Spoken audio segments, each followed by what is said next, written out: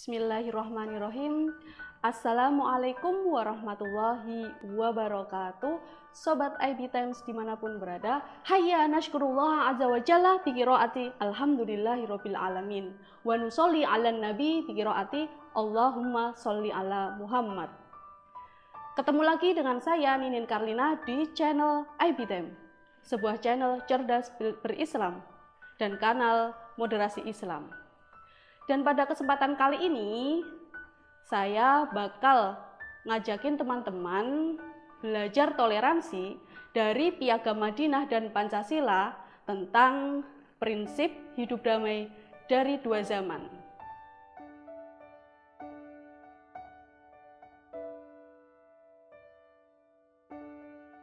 Pertama, saya akan mencoba untuk mengelaborasi sejauh mana Piagam Madinah dan Pancasila dapat menjadi prinsip-prinsip umum sebagai landasan bagi hidup berbangsa dan bernegara. Karena keduanya ada titik singgung meskipun lahir dari dua zaman yang berbeda. Piagam Madinah diidentifikasi sebagai konstitusi nasional tertulis pertama di dunia. Para sarjana muslim modern menganggap Piagam Madinah sebagai perjanjian hukum pertama tertulis yang ditandatangani oleh beragam komunitas dalam sejarah umat manusia. Meskipun keberadaan Piagam Madinah terpisah dari Al-Quran dan Al-Hadis, namun tetap kompatibel dengan keduanya. Piagam ini berfungsi sebagai teks konstitusi teladan dan mendasar bagi orang-orang muslim yang menjadi karakteristik kebudayaan dan sejarah mereka. Piagam Madinah juga dapat mengakomodasi berbagai interpretasi mengenai komposisi umat, hak dan kewajiban penguasa pemerintah, dan peran fundamental negara.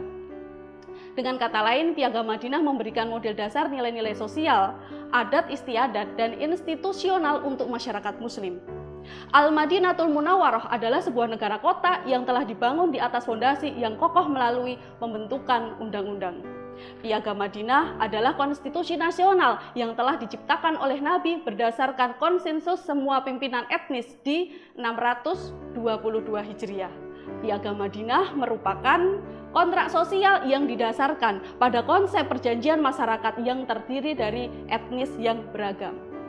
Inti dari Piagam Madinah sendiri ialah bagaimana semua umat manusia, baik berlatar belakang apapun, mempunyai hak yang sama untuk hidup yang nyaman dan sejahtera. Tiap manusia mempunyai peluang yang sama untuk merasakan kehidupan yang adil di muka bumi ini. Dalam Quran surat Al-Mumtahanah ayat 8 Allah berfirman, A'udzubillahi minasyaitonirrajim, Bismillahirrahmanirrahim. La yanhakumullahu 'anil ladzina lam yuqatilukum fiddin wa lam yukhrijukum min diyarikum an tabarruhum wa tuqsitu ilaihim. Innallaha yuhibbul muqsitin. Allah tidak melarang kamu untuk berbuat baik dan berlaku adil terhadap orang-orang yang tiada memerangimu karena agama, dan tidak pula mengusir kamu dari negerimu. Sesungguhnya Allah menyukai orang-orang yang berlaku adil. Bahkan Nabi Muhammad SAW juga berpesan, Man adza dimiyan faqad adani, wa man adani faqad adallah. Man adza dimiyan, barang siapa yang menyakiti seorang dhimmi, faqad adani, maka sungguh ia menyakitiku. Wa man adani, dan barang siapa yang menyakitiku, faqad adallah, maka berarti ia telah menyakiti Allah. Hadis riwayat Tabrani. Dari kedua dalil di atas dapat kita pahami bahwasanya pesan dan perintah untuk menciptakan perdamaian berlaku untuk semua umat manusia, selama manusia tersebut tidak melakukan huru-hara dan mengajak pada peperangan. Maka pendistribusian keadilan dan perdamaian harus diupayakan secara general. Sobat IB Times rahimakumullah, sebagaimana Piagam Madinah, Pancasila juga memiliki sejarah tersendiri. Nilai-nilai Pancasila dirumuskan secara formal oleh para pendiri bangsa dan dijadikan sebagai dasar Negara Kesatuan Republik Indonesia atau NKRI. Proses formal tersebut dilakukan dalam sidang-sidang Panitia Persiapan Kemerdekaan Indonesia PPKI pertama, kemudian sidang Panitia 9, sidang BPUPKI kedua, serta akhirnya disahkan secara yuridis sebagai dasar negara NKRI. Sejarah perjuangan bangsa Indonesia untuk membentuk negara sangat erat kaitannya dengan jati diri bangsa Indonesia, ketuhanan, kemanusiaan, persatuan, kerakyatan, dan keadilan. Pancasila dalam konteks Indonesia tentu saja sangat berhubungan dengan realitas masyarakatnya yang sangat plural. Pancasila lahir dari situasi dan kondisi masyarakat Bhinneka dan masih akan terus bergulat dalam kebinekaan itu. Oleh karena itu, kebinekaan itu juga perlu diinterpretasi ulang mengikuti semangat di zamannya. Dalam masyarakat majemuk, keragaman diterima sebagai tak terelakkan. Namun, hubungan antar komunitas, antar kebudayaan, dan antar subkultur masih membuka kemungkinan hubungan atas bawah, dominan subordinat, superior, juga inferior. Umat Islam sebagai mayoritas penduduk negeri ini sebagian masih bercita-cita mengembalikan 7 kata pada sila pertama Pancasila, sebagaimana tercantum dalam Piagam Madinah. Sebagian lagi menolak mentah-mentah bukan hanya Pancasila, bahkan juga bentuk negara kesatuan Republik Indonesia dan hendak menggantikan dengan khilafah Islamiyah dan syariat Islam. Tapi sebagian tokoh muslim Indonesia, Amin Rais dan Hadi Mulyo misalnya, berpendapat bahwa Pancasila sesungguhnya adalah suatu ideologi Islam atau doktrin kenegaraan Islam versi Indonesia, dan 4 pilar negara Pancasila, UUD 1945, NKRI, dan Bhinneka Tunggal Ika adalah konsensus kebangsaan yang final.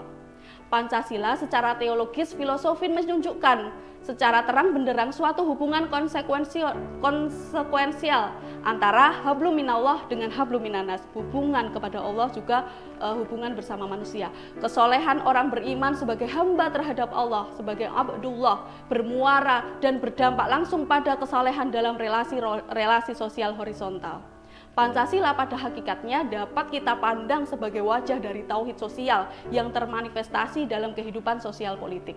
Umat Islam sebagai mayoritas penduduk negeri ini tidak perlu ragu bahwa Pancasila merupakan bagian dari sistem ideologi yang memiliki dasar-dasar teologis dan filosofis Islam.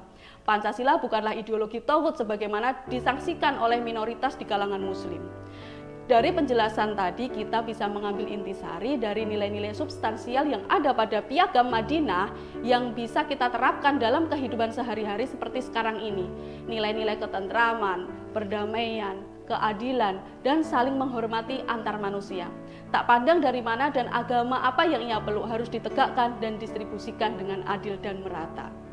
Karena sejatinya tujuan manusia hidup di muka bumi ini adalah meraih titik kebahagiaan hidup, dan tak ada satupun manusia di dunia ini yang ingin hidup dalam kondisi terancam, tertindas, ataupun peperangan. Nilai-nilai Pancasila yang kita anut pun mengandung prinsip kebinekaan yang berarti keragaman, yang mana sebuah keragaman tidak akan mungkin tercipta jika individu-individu yang ada di dalamnya tak bisa hidup dalam perbedaan. Oleh karena itu, wajib kiranya bagi kita untuk terbiasa dan membiasakan hidup dalam keragaman, perbedaan, saling menghormati, dan toleransi terhadap prinsip-prinsip orang lain yang berbeda sehingga timbullah kehidupan harmonis dan tentram yang kita idam-idamkan. Sobat IB Times dimanapun berada, cukup sekian dan terima kasih, semoga bermanfaat. Billahi fi sabilil haq fastabiqul khairat, non wal qalami wa ma yasturun, al birru manittaqa, summa assalamu alaikum warahmatullahi wabarakatuh.